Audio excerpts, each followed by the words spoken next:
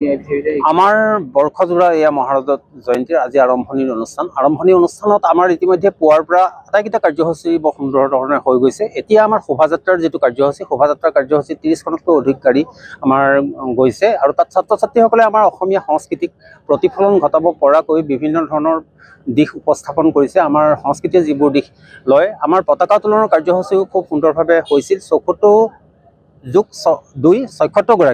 আমাৰ সভাপতি সম্পাদকৰ লগতে 74গৰাকী প্ৰাক্তন শিক্ষাৰ্থী, প্ৰাক্তন শিক্ষক শিক্ষয়িত্ৰী একেলগে পতাকা উত্তোলন কৰিলে আৰু একেলগে সম্বৰ্ধনা অনুষ্ঠান হৈছিলে। সেইটো আটকধুনীয়া আছিলে। আমাৰ পাছফালে আপোনালোকে দেখিছে পতাকাসমূহ। ইয়াৰ পাছত আমাৰ যিটো হ'ব গুৰু পূজন আৰু মংগলাচৰণ।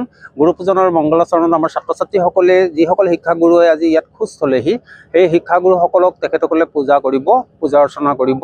তাৰ পাছত আমাৰ আছে প্ৰাক্তন শিক্ষাৰ্থী সমাৰোহ আৰু মাতৃ সমাৰোহ। প্ৰাক্তন শিক্ষাৰ্থী সমাৰোহত আমাৰ প্ৰায় 500গৰাকীতকৈ অধিক প্ৰাক্তন শিক্ষাৰ্থীয়ে অংশগ্ৰহণ কৰিব আৰু তাৰ পাছতে মাতৃসকল আছে, মাতৃসকলেও সেইটো অংশগ্ৰহণ কৰিব। ইয়াৰ পাছত হ'ব মুকলি সভাত আমাক কেইবাগৰাকীও বিশিষ্ট ব্যক্তিয়ে ইয়ালৈ অহাৰ কথা কৈছে। তেখেতসকল সময়মতে আহি উপস্থিত হ'বহি আৰু আমি খুব আশাবাদী অনুষ্ঠানটো আমাক যেনেধৰণেৰে স্থানীয় ৰাইজে সহযোগিতাৰ হাত আগবঢ়ালে, সঁচাকৈয়ে তেনেধৰণে সহযোগিতাৰ হাত আগবঢ়ালে আমাৰ যিকোনো অনুষ্ঠান অতি সহজ হৈ পৰে অনুষ্ঠিত কৰিবৰ কাৰণে।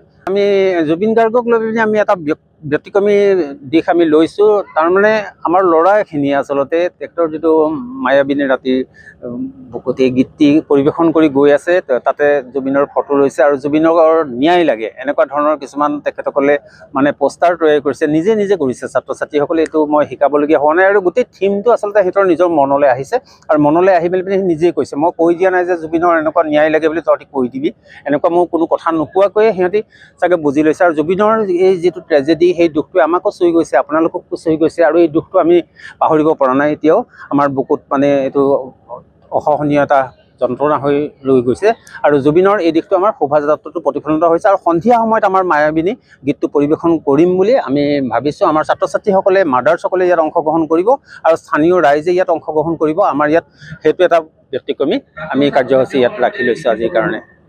সুন্দৰ অনুভৱ। মই এই বিদ্যালয়ৰ এগৰাকী প্ৰাক্তন শিক্ষক হিচাপে আজি বৰ গৌৰৱ অনুভৱ কৰিছোঁ। এই বিদ্যালয় ৭৬ বছৰ অতিক্ৰম কৰি ৭৫ বছৰত ভৰি দিছে। অতীতৰ স্মৃতিবিলাক আজি ভাহি উঠিছে। গতিকে যিসকল পূজনীয় ব্যক্তিয়ে এই বিদ্যালয় প্ৰতিষ্ঠা কৰিলে, আজি তেখেতক শ্ৰদ্ধাৰে স্মৰণ কৰিছোঁ।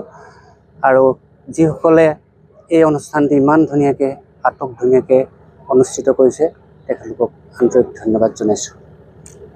যিকোনো খবৰৰ বাবে যোগাযোগ কৰক 7099017330 লগতে 7099017110 নম্বৰত।